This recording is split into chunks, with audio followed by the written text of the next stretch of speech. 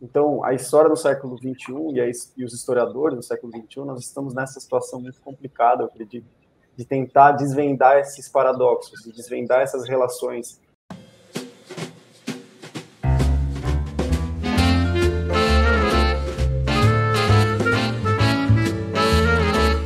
Olá, estamos começando mais um programa do projeto A História em 60 Minutos, um projeto de entrevistas promovido pelo Departamento de História da UFRN Ceres, né, em parceria com o Programa de Pós-Graduação em História também.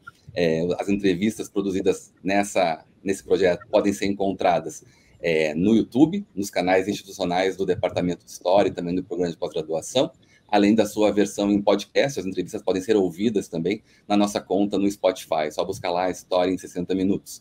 Além disso, gostaria de convidar, né, quem está acompanhando essa entrevista de hoje a visitar a nossa conta no Instagram, né, @60_história, 60 é por extenso. É só procurar lá e nós temos lá o nosso acervo de entrevistas e também a divulgação das entrevistas futuras são feitas por lá e assim por diante. Bom, o nosso programa de hoje é especial, né? A primeira parte de um programa especial, temático, sobre história digital. Eu estou muito feliz de receber aqui os nossos convidados, né? Professor Tiago Nicodemo, professor da Unicamp, além de coordenador atual, né, do Arquivo Público do Estado de São Paulo, e também dos doutorandos da Unicamp, Alisson Rota e Ian Marino, né, que juntos têm desenvolvido já há um bom tempo um trabalho nessa direção, e vão publicar, estão publicando agora, na verdade, 2 obras importantes pela editora Mil Fontes, que têm relação direta com essa discussão e com o tema do programa de hoje, né? Queria destacar aqui os nomes das obras, os títulos, na verdade, dos livros, né? Caminhos da História Digital no Brasil e Por uma História da Covid-19. São organizados, né? Um deles organizado pelos 3 convidados e o outro é organizado pelo professor Tiago Nicodemo com o Ian Marino. Muito bem-vindos, muito obrigado por terem aceitado participar aqui do projeto e trazer um tema que tem tudo a ver com ele, né? De muito interesse por quem se interessa por projetos como esse. Então, estão contribuindo demais e eu sou muito grato. Quero passar, então, agora já a palavra, colocando a primeira pergunta, né, para os nossos convidados, que é a seguinte, uma pergunta ampla, mas que também eu acho que pode ser encaminhada, né, dentro do tema que vocês têm pensado. Século XXI, primeiras décadas do século XXI, momento de transformação, momento de história digital. O que é a história, né? O que é a história nesse nosso século XXI, nesse momento? Vou começar, então, com o Tiago. Obrigado, Evandro. Prazer estar aqui. Seu projeto é excelente, parabéns. Também é um prazer estar aqui com o Ian e com o Alisson, que são não só alunos, mas são colegas de trabalho, parceiros, meus principais parceiros hoje. Então, é um trabalho que eu apresento para vocês, que a gente apresenta dos livros, né? Resultado de um processo de aprendizagem e desenvolvimento nosso, né? De nós 3 e de mais um monte de gente que está junto nesse grupo já faz alguns anos. Então, só posso agradecer também. História, o que é história no século XXI? Né? A história sempre foi a ciência do mundo em transformação. Ela não é necessariamente a história dos homens no tempo, como diria o Mark Bloch, né? Hoje em dia a gente consideraria essa fala até um pouco excludente ou misógina. Primeiro porque tem muito mais gente do que os homens, né? Mesmo considerando esse coletivo singular do homem enquanto humanidade, a gente tem que cogitar uma diversidade maior de identidades e também porque a gente também tem que considerar que a história do homem é bem reduzida, né, a uma parte da história, né? É importante a gente considerar escalas, né? Mas essa é uma constante da história, então não é sempre, não é necessariamente o homem, né? Mas talvez a constante presente na história seja a transformação.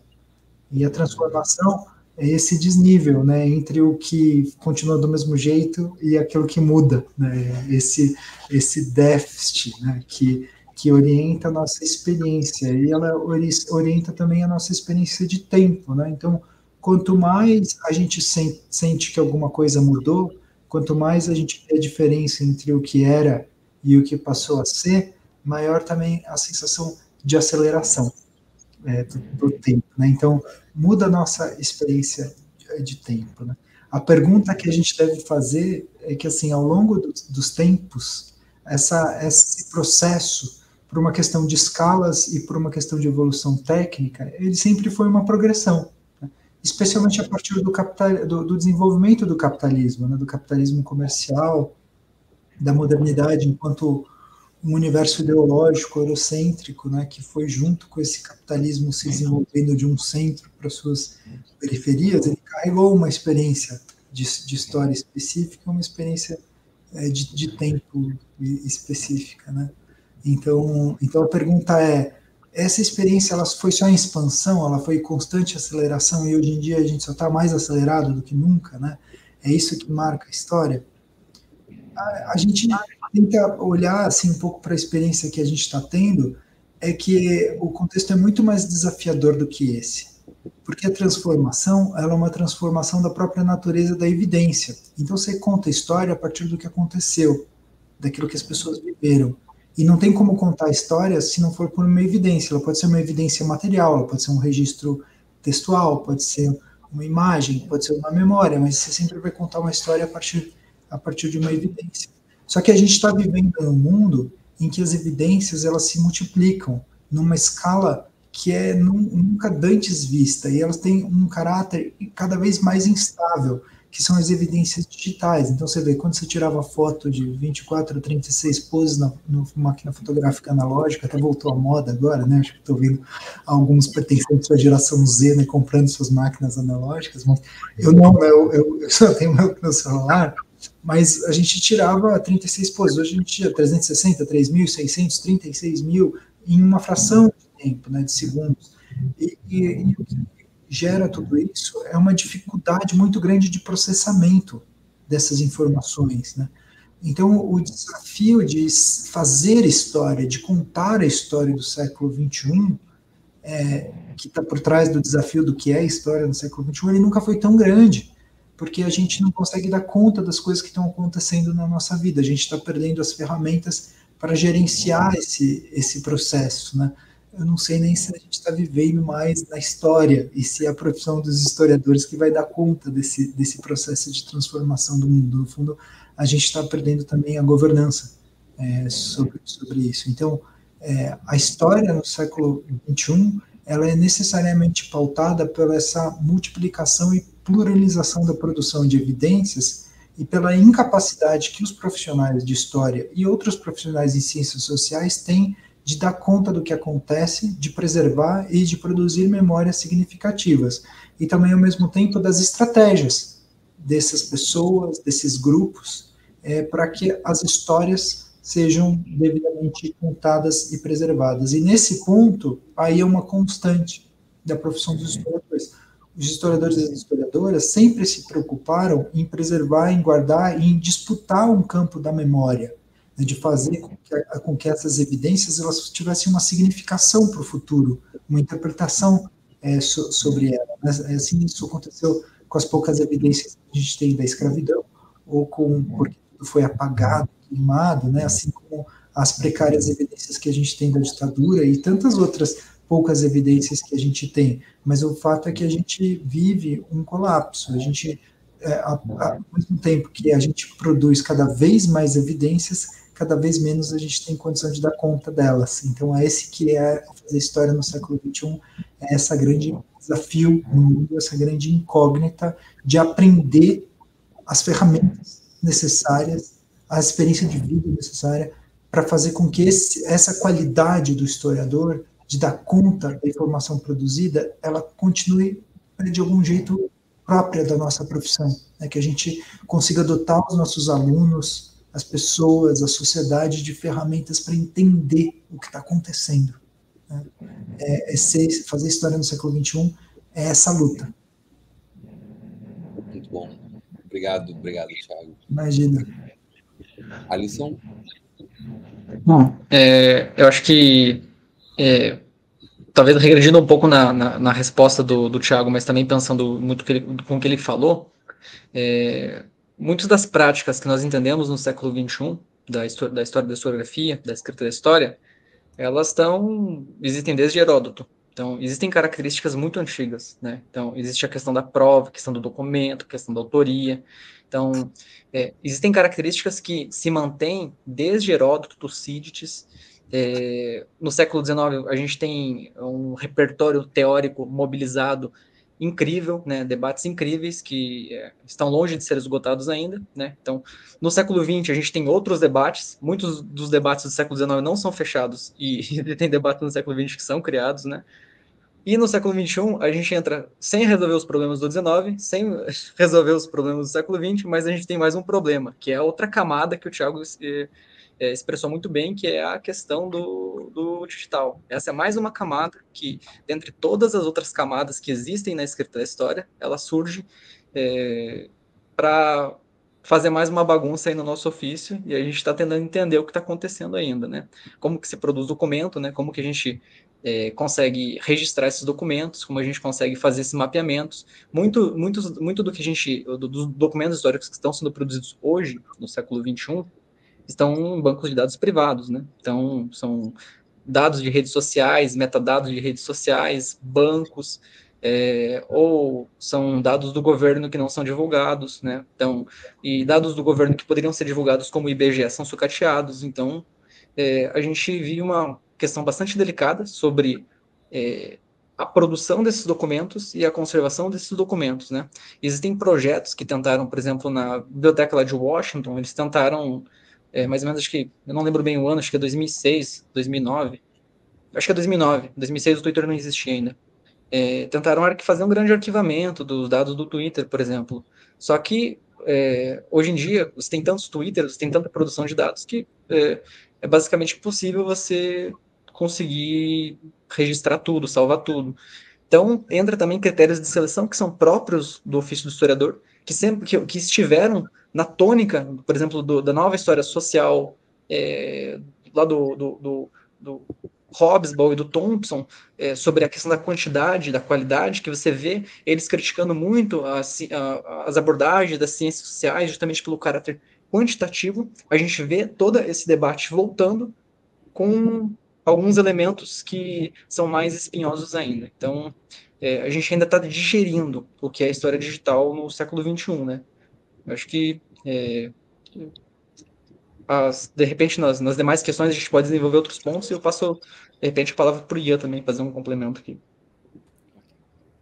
Eu acho que os dois, o Thiago e o Alisson, abordaram super bem a questão, mas eu acho que eu destacaria, Evandro, para essa sua questão da história no século XXI, que essas transformações sobre a forma de produção e de preservação e de difusão de evidências, que são fundamentais para se entender o que é fazer história no século XXI, como o Thiago comentou, elas são marcadas por camadas e camadas de paradoxos que nós temos que lidar, que são muito complicados. E que é o paradoxo, por exemplo, entre a automatização da preservação e a sensação de que nunca se preservou tanto, e a precariedade das nossas práticas de lidar com esses materiais, ou da gente realmente ter certeza de que esses materiais estão preservados e acessíveis, e que a gente consiga lidar com isso. É o paradoxo entre a possibilidade que a internet dá de você planificar e conseguir realizar conversas como essa nossa conversa aqui, entre pessoas que estão em lugares diferentes e criar uma simultaneidade no mundo inteiro, mas ao mesmo tempo de criar novas dobras de desigualdade por conta da impossibilidade de acesso, e de tentar calcular como isso pode causar narrativas históricas no futuro e produções de escritas historiográficas no futuro que produzam novas desigualdades, né? Se a gente voltar para debates fundantes da teoria no lugar social do Michel Dissertot, ou até para a crítica da história global do Chakrabarty, de onde se conta uma história, no mundo digital, de onde se conta uma história? A impressão, a princípio, pode ser de que a situação nunca foi tão propícia para histórias democráticas, para histórias que representem a todos. Porém, existem novas camadas de paradoxos que nos desafiam a contar essas histórias. Então, a história do século XXI e os historiadores do século XXI, nós estamos nessa situação muito complicada, eu acredito, de tentar desvendar esses paradoxos, de desvendar essas relações entre a novidade digital, a velocidade, a catalisação e a desigualdade, e a precariedade, que é uma precariedade tanto material e infraestrutural, quanto teórica e metodológica da nossa parte. Então, eu acho que esses são temas que vão aparecer na nossa conversa, e eu passo a bola para você seguir com outras questões que nos ajudem a encaminhar todos esses desafios. Maravilha, maravilha. Eu quero aproveitar, então, né, porque você tem um percurso, tem aí os livros saindo também como um dos resultados desse trabalho que vocês vêm construindo. Eu queria colocar, então, para vocês uma questão, queria, na verdade, ouvir, né, a história desse percurso. Como é que a gente pode pensar a história digital a partir das experiências que vocês, né, têm desenvolvido? Acho que pode ser um bom caminho, né? A gente pode, de repente, pensar juntos aqui a história digital a partir de como vocês entraram nesse tema e vêm desenvolvendo trabalhos em frentes diversas. Eu ouvi um pouquinho dessa história. Olha, acho melhor eu começar, porque porque eles eram alunos, né? Então, quando a gente começou, mas assim, essa pergunta dá para resumir da seguinte forma, essa história, né? Existe alguma história no século XXI que não vai ser digital, né? Existe alguma história possível? E se for verdade que quase todas as histórias são digitais, porque mesmo a história que a gente faz com documentos antigos, a gente vai usar processo de digitalização, né? Dificilmente você vai achar um aluno, né, numa graduação, numa pós-graduação, que não esteja usando um desses bases de dados, né, de documentos ou de fontes que estejam digitais e que não vai usar canais digitais depois para registrar essa história, nem que seja no Word de casa, né? Então é impossível uma história que não seja digital e, portanto, talvez não exista uma história digital, mas você está falando de um processo longo de transformação. Mas ele obriga, e aí dá para contar um pouco dessa história, ele obriga o fato de que mudaram tanto essas fontes, que eles têm outras naturezas, outras escala, problemas também de governança, como eu já disse, né, onde elas estão, como é que elas são tratadas, isso cria muitos problemas, e foi assim que começou esse trabalho. Eu já tinha um interesse, já tinha publicado um texto sobre como é que seria, né, contar a história no futuro a partir dos acervos digitais. O Alisson também tinha esse interesse já fazia algum tempo, né, a gente se encontrou. É uma coisa que eu escrevi em 2017, que deve ter sido publicado em 2018 ou 2019, né, a história da historiografia, que chama Meta-História para Robôs. E daí eu tinha vindo dessa experiência e entrei na Unicamp, vim da UERJ, de 4 anos de UERJ, e daí dei esse curso de pós, que era um curso sobre novas mídias. E o Ian e o Alisson foram alunos, né, desse curso de pós, tinham acabado de ingressar no doutorado. E o principal objeto do curso era isso, era tentar explicar, poxa, mas o que um historiador tem que fazer quando ele pega um texto que está em PDF? Você simplesmente considera que é igual ao papel e finge que não existiu esse processo de transição, né, para o digital, né? Ou os formatos de imagens, né? Como é que tanta coisa da história da imagem muda a partir do digital? A gente não vai tentar se empoderar, não vai tentar entender o que está acontecendo, né? A música também, a música mudava muito, né? Esses formatos de compressão como o MP3, as formas, e daí a gente foi estudando tema a tema e eu fui descobrindo, porque era um curso que eu não fazia a menor ideia. Os meus cursos normalmente são assim, né?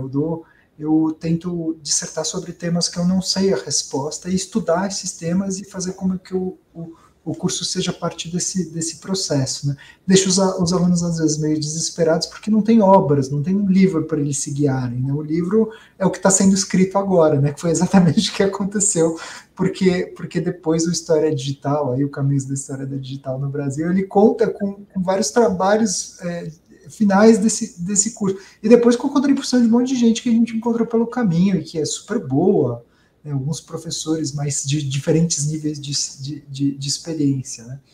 Então era isso. E o que dá para perceber dessa experiência era uma grande incógnita, uma grande dificuldade. A maior parte dos historiadores, né, dos alunos, eles simplesmente fingiam que aquele documento digital ele fazia remissão a alguma coisa original. Mas isso do ponto de vista da própria história, né, que a gente acostumou a estudar, era absurda. Eu me lembro de um curso que o Piano Toledo Bezerra de Menezes me deu ainda no final da década de 90 na USP, que era sobre fontes visuais, né? E daí a gente estudava a história da fotografia, e para estudar a história da fotografia você tinha que entender que aquilo lá era um aparato técnico que tinha criado uma linguagem, né? Todo documento ele é isso. Aliás, dá tempo, né? Vocês deixam explicar isso, gente, para não... Assim, o documento, ele é um suporte material para uma coisa. Só que essa materialidade ela pode ser dada em outra interface, inclusive digital, né? Então, como é que é essa materialidade, né? Então, o documento é um papel, o documento é uma foto, mas o documento também é uma imagem de JPEG, né? O que quer dizer isso? Quer dizer que você tem um formato codificado, seja ele qual for, em uma linguagem de transposição, de uma realidade para outra. Então, todo documento ele contém dentro de si uma linguagem técnica, que é inscrita dentro do processo social que conformou aquele documento. Então, por exemplo, na fotografia, você tem uma linguagem técnica da captura, né, do obturador e da sensibilidade do filme e do tempo de exposição que permite uma impressão sobre aquela, e essa impressão ela é codificada por uma linguagem de perspectivismo com a realidade que, por sua vez, deita raízes na história da própria perspectiva geométrica e na história da pintura e do desafio do homem representar a realidade. Então, a fotografia era uma forma de representação, de modo que quando você vê um carro na fotografia, o que você está vendo é uma fotografia e não um carro. Então, se você está vendo um PDF, você não está vendo um livro. Você está vendo um PDF do livro. Então, esse era o problema do curso, era ele explicar, então, o que a gente precisa saber para conseguir fazer a crítica dessa fonte e entender que, na verdade, você não tem um representante, assim, uma simples cópia, né, igual, equivalente de um original.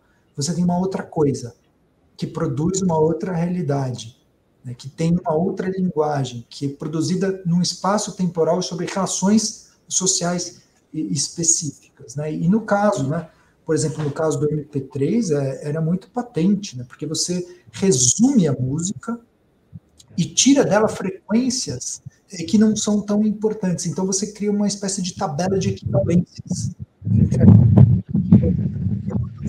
determinado original e aquilo que é apresentado. Então você não ouve a música, você ouve uma adaptação daquela música que o seu ouvido reconhece como algo parecido com aquilo. Só que isso condiciona depois a produção dos fones de ouvido e dos alto-falantes, né, dos caixas de som. E depois condiciona a produção, porque elas só vão até essas frequências que já estão postas no formato comprimido do MP3. E depois condiciona a forma de produção das músicas, porque se ninguém ouve, para que você vai botar aquele contrabaixo ou aquele instrumento se aquela frequência não aparece no formato resumido e nem na forma individualizada de ouvir, né? E daí isso cria até uma realidade biológica, porque faz com que os ouvidos não desenvolvam mais a capacidade de sentir ou de ouvir aquelas frequências. Então, você vê, é uma coisa que para você é óbvia, é só uma outra versão da mesma música, mas que, na verdade, é uma criação de um mundo completamente novo. E era esse o problema que estava posto também. Então, como as novas mídias, elas, na verdade, produzem um mundo que é outro, e que não é aquele mais que a gente está acostumado, né? E a característica desse mundo é que ele é fortemente pautado por máquinas, e não por humanos. Então, esse era o problema do curso, né? Não sei se vocês querem complementar, mas acho que é isso, né? Eu acho que é um pouco a questão da trajetória, né? Enfim, sempre gostei de tecnologia, computação, mas dentro da história eu tive, talvez dentro da trajetória, pelas pessoas que eu conheci, não tive muito espaço para desenvolver isso. Salvo segunda iniciação científica, na época em que as pessoas ainda podiam fazer 2, 3 iniciações científicas, né? Eram outros tempos, né? De financiamento, dava até para acumular bolsa. Enfim, naquela época eu fiz um projeto ali de tentar montar um banco de dados a partir de documentos do Sérgio Buarque de Holanda. Isso era ano de 2013. Só que eu acabei fazendo aquilo mais porque eu tinha alguma facilidade com o computador e eu estava com, digamos, preguiça de contar as palavras, contar os conceitos dentro das obras, né? Era aquela marotagem de graduando, né? E acabei não levando adiante. E aí, quando eu encontrei o Thiago nessa disciplina, foi a pessoa que deu todo o apoio e a liberdade para conseguir desenvolver sistemas, né? para mim, sempre pareceu, por mais que eu gostasse de computação, para mim pareceu dois mundos completamente diferentes. Computação e história são coisas completamente diferentes. No meu entendimento, antes de encontrar toda uma disciplina e uma bibliografia que permite pensar essa relação, né? E, enfim, pensar esses caminhos espinhosos da computação, ou história digital, né, desse campo que é novo e está ganhando fôlego ainda, ou numa versão mais antiga, em que a história também possui contribuições e debates, que é as humanidades digitais, que é um campo, pelo menos nos últimos 20 anos, um pouco mais estabelecido, mas que também não existe unanimidade nenhuma dentro dessas áreas, até porque envolve pessoas das artes, das ciências sociais, antropologia, matemática, ciência da computação. Então, acaba sendo um campo muito mais desorganizado, mas também muito mais plural enfim, é importante estabelecer relações, né, com esses diálogos. Acho que talvez a característica que a gente pode entender como digital, né, é a mediação. Então, o Thiago explicou que mídias diferentes dão experiências diferentes, né? Então, por exemplo, assistir um filme numa tela de cinema ou numa TV de tubo de imagem são experiências completamente diferentes. Escrever uma tese numa máquina de escrever ou no Windows 95 ou num computador de uma geração são experiências completamente diferentes. Mas o que é mais espinhoso dessa questão das mídias e do digital, que por mais que exista essa mediação do computador, da mídia, como bem fala o Thiago, muitos desses conhecimentos são muito antigos. Então, por exemplo, a ideia de criptografia existe desde do Egito Antigo. A palavra algoritmo, tão cara à computação e essas análises mais quantitativas, ela é árabe e tem 1000 anos. Então, o que é um algoritmo? É basicamente uma sequência de passos que deve ser seguido para finalizar uma tarefa. Então, a gente se depara com esses paradoxos que o Ian citou anteriormente e tenta lidar com eles para resolver os problemas da pesquisa, mas a gente não consegue ainda dar uma solução universal que consiga fechar o debate e dizer, ó, é isso. Eu acho que nessa linha de retomar, né, Evandro, você perguntou da nossa trajetória para chegar nesses livros, e o grande aprendizado que eu sinto foi entender melhor, tentar achar uma definição do que é história digital, porque quando eu entrei no mestrado da Unicamp e fui assistir essa disciplina com o Thiago, eu estava numa sala de aula em que ninguém pesquisava nada ligado ao digital.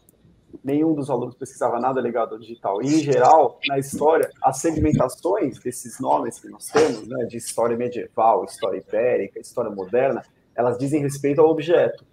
Então, a história medieval, ela estuda o objeto, o período histórico da Idade Média e tudo mais. E a história digital, não. O que a gente percebeu durante a disciplina é que a história digital, ela não é a história social das mídias, necessariamente. Ela não é a história da internet, é a história do computador. Mas ela é a história que todos nós fazemos hoje.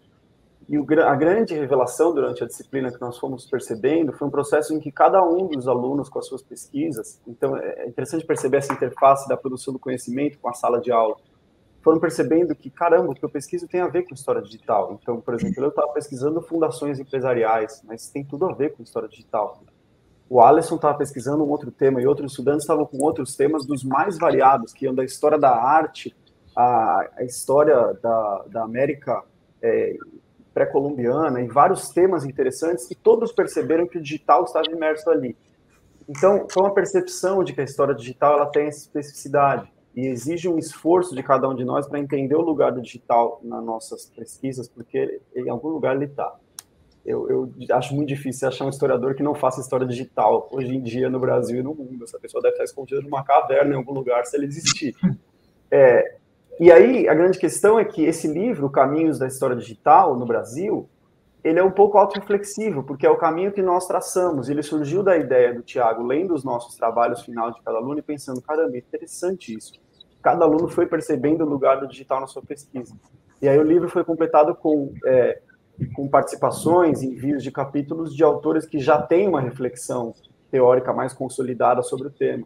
Então, a ideia do caminho da história digital no Brasil é um caminho que, ao mesmo tempo, envolve os especialistas da teoria da história, como são você, como é o Tiago, como são outros autores que contribuíram com o livro, mas também o caminho dos jovens historiadores, como eu e o Alisson, e os outros alunos, nossos colegas, de perceberem o digital na sua pesquisa e de debaterem um pouco e angustiarem-se um pouco, porque é muito angustiante para quem está entrando no mestrado ou no doutorado falar, meu Deus, meu processo já era difícil, agora eu descobri que tem muito mais coisa, mas faz parte desse processo, do nosso desafio.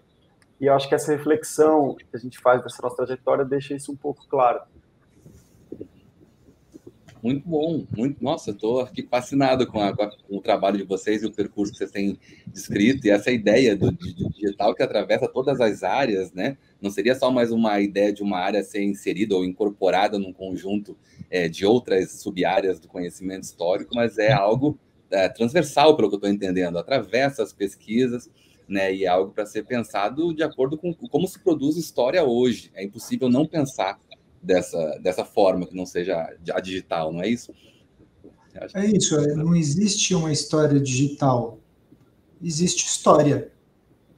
É que a gente está lidando com o mundo em transformação que está digital, e a hora que for outra coisa, a gente vai ter que continuar fazendo história de outro jeito, né? Quer dizer, o fato da gente ignorar a transformação e ter cada vez menos ferramentas para entender o que está acontecendo não significa, não nos exime de ser historiadores, de exercer a nossa profissão. A gente precisa lidar com o que está acontecendo, né? Então, isso é muito normal, né? Nossos colegas falam, é um discurso muito normal, né? Eu ainda sou analógico, eu não sei nada de coisas digitais, não sei nem ligar meu computador direito, e é mentira, tá todo mundo lidando com fontes de... Trabalhou como na pandemia? O quê? Morou dentro do arquivo? Está todo mundo lidando com a digitalização dos processos, correndo atrás. Então, essa é uma questão importante, Evandro, porque, é lógico, ao mesmo tempo que você está preocupado com a produção de novas evidências, então como é que a gente vai contar as histórias das coisas que estão acontecendo agora no futuro? Aquele meme famoso, né, dos historiadores, coitado, né, 1 minuto de silêncio para os historiadores do futuro que vão ter que explicar essa confusão de hoje, né? Ao mesmo tempo, se você estuda, esse era um caso, né, no curso, esqueci o nome da pesquisadora, né, era uma aluna do Funari, que estudava desenhos de Pompeia, né, e ela falou, eu não tenho absolutamente nada para fazer nesse curso, né, eu estudo Pompeia, as imagens, né, e daí o principal problema dela era que o Museu Nacional de Pompeia tinha colocado, problema real mesmo, da vida dela, ele tinha colocado durante um tempo as imagens de altíssima qualidade lá do acervo deles, que eram, na verdade, afrescos retirados de Pompeia, né, por pedaço mesmo, né, inscritos na pedra e transportados e refixados em outro lugar, e dela tinha imagens de alta qualidade disponíveis no Museu Nacional sobre esses... E, de repente, o museu começou a... Ele fechou lá esse acervo digital e abriu um Instagram. E começou a mandar os desenhos que tinha com os filtros do Instagram, né? Então, na verdade, era uma tese sobre história digital, porque ela ia ter que explicar a confusão do processo de... Mas não era só digital, porque, nesse ponto, apesar das diferenças do digital... O digital ele se inscreve na história das mídias, né? Então, não é o primeiro problema de preservação que você tem, entendeu? Se você vai fazer a crítica da fonte, você vai ter que não só explicar por que você está usando o JPEG com filtro do Instagram.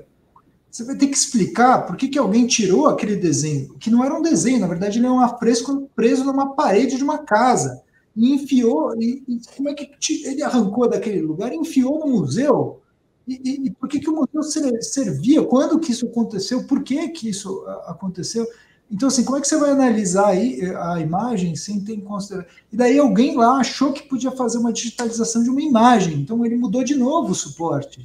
E daí da imagem ele transitou para um formato comprimido de Instagram, de acordo com a especificidade daquela linguagem para aquele público, e provocou uma interação muito mais maluca com o público, porque as pessoas viam muitos deles são eróticos, né? Então enxergavam uma identidade, né? Falavam, o pessoal lá de Pompeia já era safado, o rosa, o vermelho se acentuam nos filtros, Então, assim, e daí isso provocava uma identidade, né, do observador, né, com o público. Então, isso existe história digital, né?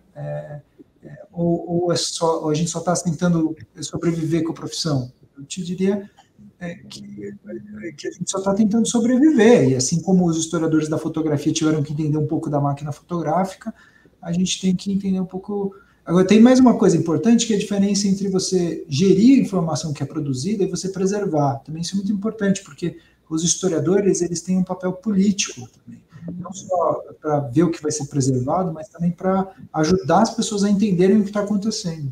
Então, se a gente não consegue dar conta desses processos e das mídias, as respostas são na nossa própria profissão. A gente nunca vai ajudar a sociedade a entender o que está acontecendo.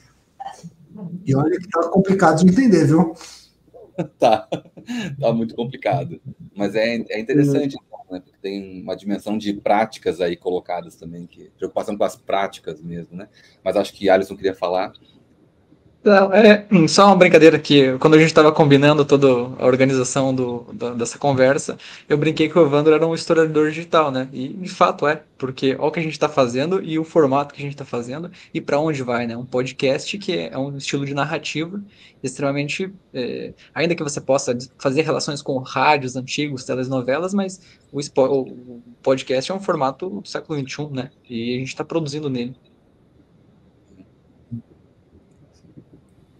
E só para complementar, só para essa aluna que o Thiago citou, é a historiadora Gabriela Esbais, inclusive está com um capítulo no livro. Quem tiver interesse de ir a fundo nessa história sobre o Museu Nacional de Nápoles, o seu Instagram e as pinturas do Gabinete Secreto de Pompeia, está lá. É super interessante o capítulo dela. Mas e tem uma questão, né? A ausência da reflexão mais atenta à forma como a transformação digital impacta o acesso e a preservação das evidências, ela não é só um problema de consistência da pesquisa histórica. Não é só um problema de que os nossos trabalhos serão menos consistentes e que os nossos trabalhos não terão qualidade e que, dentre os historiadores, nós teremos problemas historiográficos que dizem respeito somente a nós e ao campo da historiografia disciplinar, né? Não é isso. Porque quando a gente acessa um documento que está em um servidor e que está em um arquivo digital, muitas vezes esse arquivo digital, a quem pertence arquivo digital? Ou, de que forma a gente está acessando tal documento? Quem está financiando o nosso acesso a esse documento? Então você tem questões que muitas vezes parece que não estão aparentemente ligadas ao nosso trabalho, mas em que o historiador, acessando e trabalhando dentro do mundo digital, ele está dentro de toda uma nova geopolítica de produção do conhecimento, e de produção de ciência e de dados, e chega até a debater a própria soberania nacional, que diz respeito a um interesse muito mais amplo do que dos próprios historiadores da pesquisa histórica, mas é um interesse público. Então, por exemplo, um historiador que vai trabalhar com a história do Haiti, e vai trabalhar a partir da Haiti Trust Digital Library, ele vai estar trabalhando a partir de dados que são centrais para os interesses haitianos, para os interesses americanos como um todo, mas eles estão depositados em acervos de grandes universidades do norte global. Ao mesmo tempo, o historiador que vai trabalhar a partir da Biblioteca Digital do Patrimônio Ibero-Americano também vai trabalhar com um patrimônio central para a América Latina, que está colocado, depositado dentro de um acervo digital de algum país rico e desenvolvido do norte global. E isso acontece sucessivamente. Então, quando você acessa um documento sobre a escravidão colonial no Brasil, esse documento, você está olhando uma imagem desse documento, uma digitalização desse documento, e simplesmente atua de forma crítica sobre o que você está vendo e trata esse documento apenas sobre as informações que ele te diz, e não faz a crítica da trajetória desse documento, você deixa de citar novas dobras e desigualdades na produção do conhecimento. E isso afeta não só a produção da história, mas afeta as universidades, afeta a capacidade das universidades em um país periférico como o Brasil de sustentarem dentro desse mundo digital. Afeta como que você consegue justificar e como que você vai brigar por dinheiro público, por investimento público na produção do conhecimento nas universidades públicas. Então, como a gente começa a perceber, a ausência dessa reflexão sobre o que o digital implica na nossa produção, ela vai muito além do que somente as nossas teses ou os nossos artigos ou a nossa produção que diz respeito ao público especializado. Tiago, complementa um pouco. Que o problema entre conhecimento e conquista e poder, né, ele é um tema super antigo, mas do século XIX para o século XX, né, na corrida do imperialismo, ele foi cada vez mais acessado, inclusive com a Guerra Fria, né, com entre guerras, durante a Segunda Guerra Mundial, você tem sempre uma corrida para concentrar o conhecimento em acervos e em bibliotecas, né?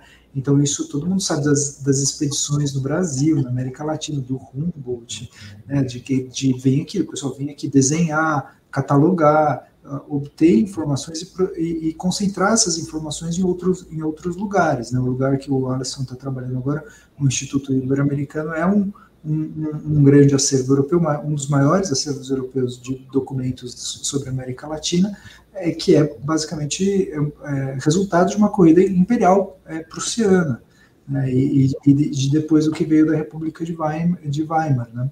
Então não é brincadeira isso, né? Está inscrito, é sério. Então com o digital esse processo é acelerado, então você tem uma concentração cada vez maior, e isso afeta também os temas, as linguagens, os recortes possíveis. Então, por exemplo, é muito difícil você fazer uma história global, de fato, sem ter certos recursos de pesquisa que você só vai encontrar em universidades grandes, né? Então, isso vai condicionar o que a gente vai poder fazer e o que a gente vai poder ensinar. Esse é um problema seríssimo, que tem a ver com os recursos, mas tem a ver com uma atitude soberana, né? Então, também não é a primeira vez que essa discussão está acontecendo, são coisas que já vêm lá de trás, né? Sobre a necessidade de a gente ter bibliotecas que sejam, e acervos documentais, digitais, que sejam soberanos. Só um pequeno adendo nas duas brilhantes respostas que vieram anterior.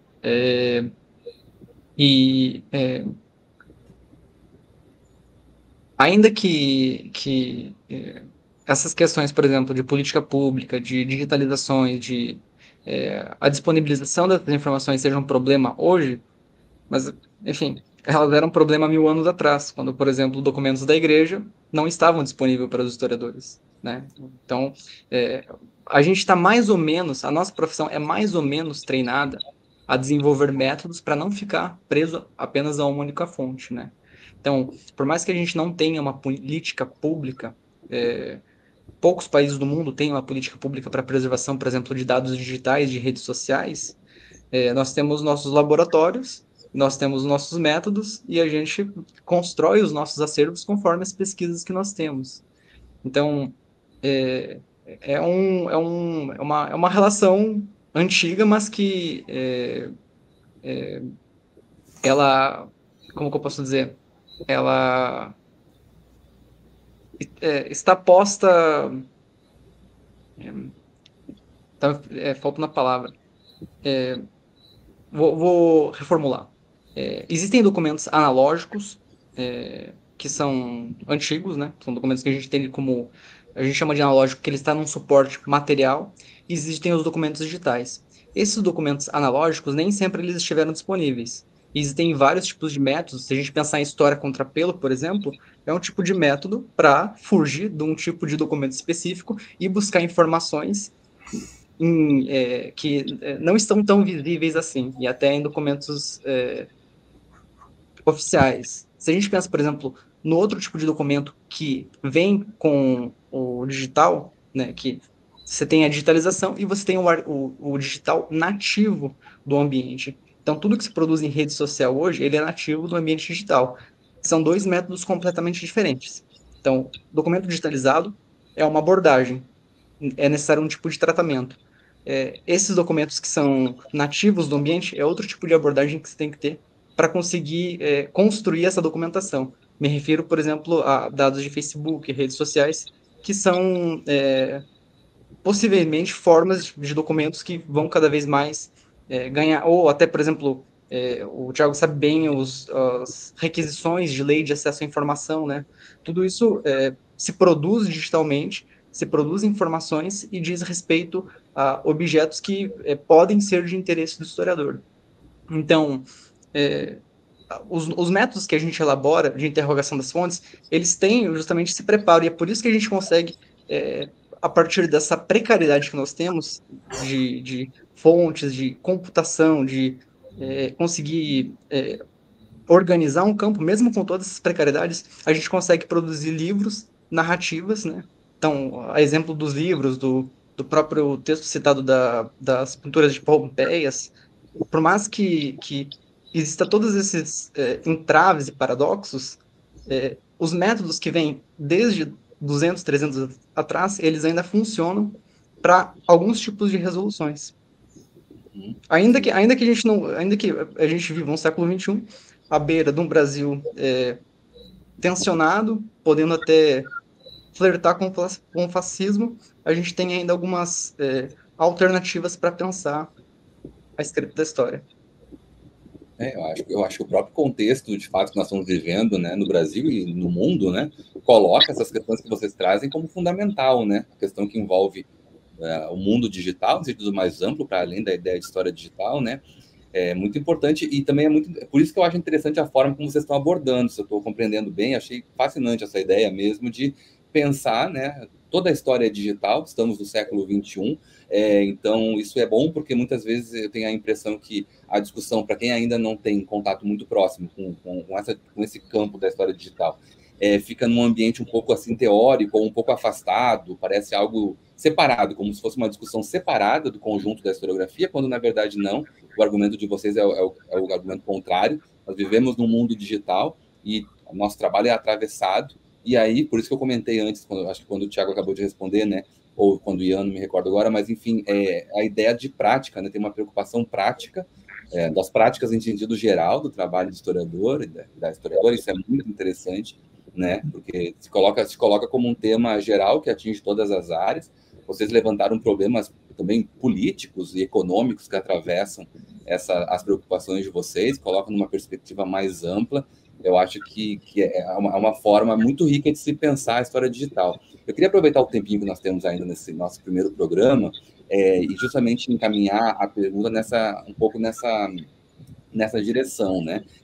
Até dentro do argumento de vocês de que a história, de modo geral, ela é digital, né? Nós estamos aqui falando no século XXI, mas essa história digital, ela precisa ser, acho que essa é uma preocupação de vocês, o próprio título de um dos livros eu acho que insinua isso, assim, a ideia, os caminhos da história digital.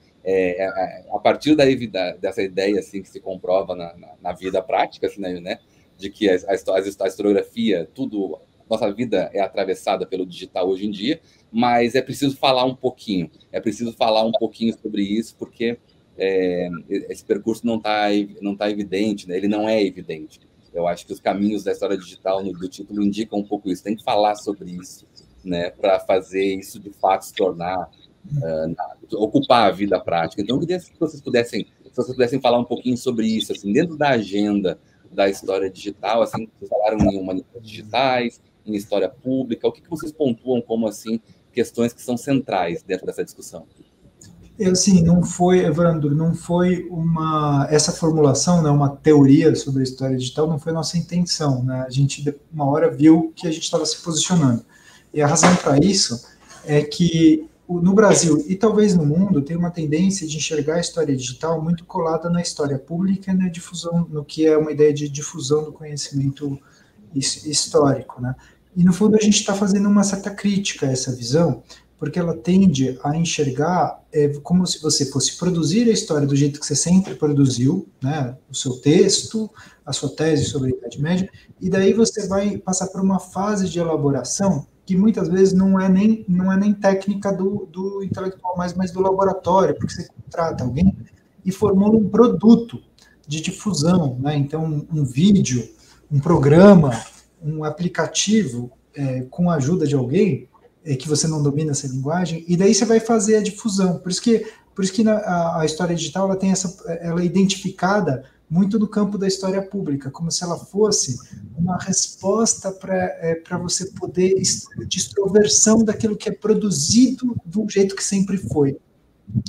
E não existe precedente histórico para isso. Nada é produzido sempre do jeito que sempre foi. Não existe isso. Isso contradiz o próprio sentido do que é fazer história. Então, assim, a gente começou a imaginar uma outra versão da história digital.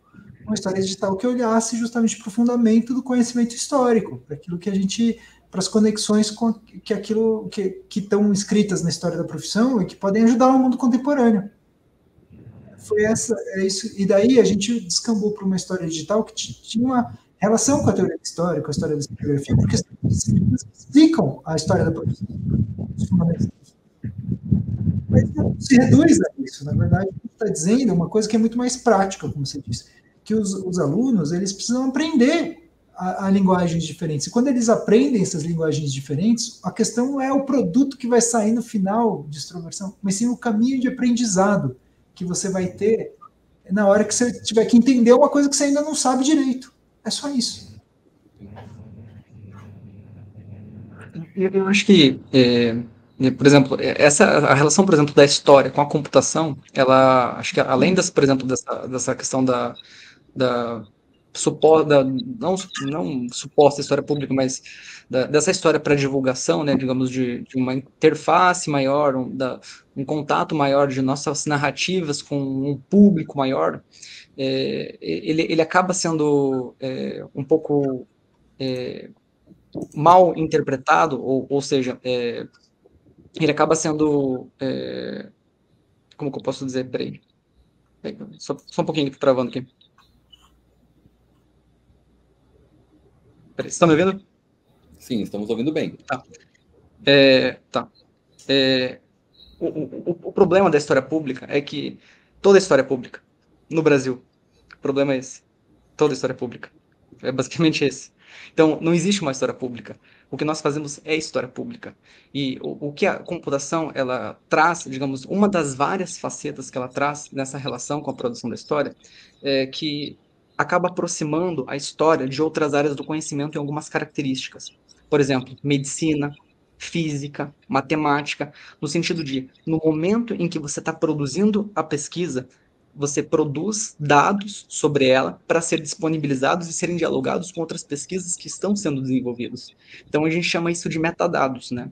São dados sobre dados. Hoje em dia, o historiador digital ele também tem a possibilidade de produzir esses dados sobre os seus documentos históricos, sejam analógicos, sejam digitais, e poder ter, digamos, um maior contato com a comunidade na produção desse conhecimento, de modo que ele seja multifacetado e tenha essa publicidade, tenha digamos, essa inserção social, né?